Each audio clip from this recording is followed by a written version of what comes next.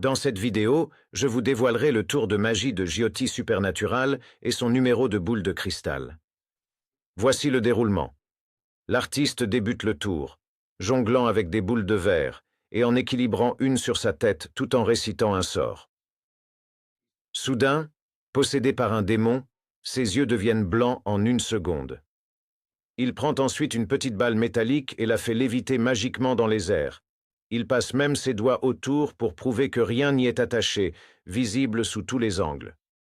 À la fin du numéro, il s'est frotté les tempes, puis ses yeux sont redevenus normaux. Comment a-t-il fait ce tour? Voyons ça ensemble. Après avoir vu la performance, ce tour semble être de la vraie magie, car pouvoir changer la couleur de ses yeux en un seul clignement paraît absolument impossible à réaliser. Le secret de ce tour, des lentilles de contact qu'il porte sur ses yeux au moment de cligner.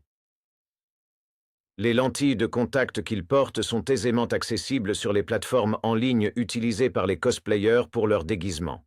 Ce tour de magie spécifique est en réalité appelé biokinésie, et la méthodologie qui le sous-tend est très simple. Les lentilles de contact sont en fait dissimulées juste au-dessus de l'œil et sous la paupière supérieure. L'artiste doit s'assurer, avec une maîtrise extrême et une grande tolérance à l'irritation oculaire, que les lentilles de contact demeurent sous la paupière supérieure et ne descendent pas devant son globe oculaire. Afin de mettre les lentilles de contact sans employer les doigts, le globe oculaire de l'artiste doit se diriger vers le haut pendant que ses paupières sont closes. Dès qu'il lève les yeux, les lentilles, solidement fixées au-dessus du globe oculaire, se positionnent sur la cornée, et quand les yeux s'ouvrent, les lentilles deviennent visibles. C'est aussi pour ça qu'à la fin du numéro, il a dû manuellement replacer les lentilles de contact au-dessus de son globe oculaire. Comme vous pouvez le voir sur cette image, il appuie sur l'extérieur de ses paupières et on voit ses doigts faire glisser les lentilles hors du globe oculaire en les poussant vers le haut. Afin d'exécuter l'illusion de la balle d'acier en lévitation, vous pouvez observer qu'il semble manipuler un fil invisible autour de son front.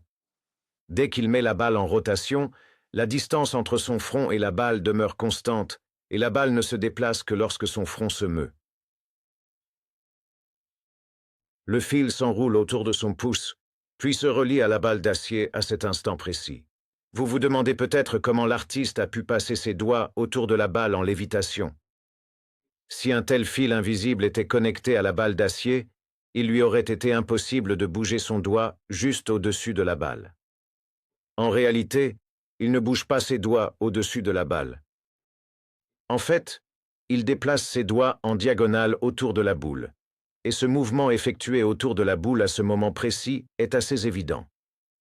Le fil peut être évité sans difficulté, puisque le mouvement de sa main n'est pas sur le chemin du fil relié à la boule d'acier.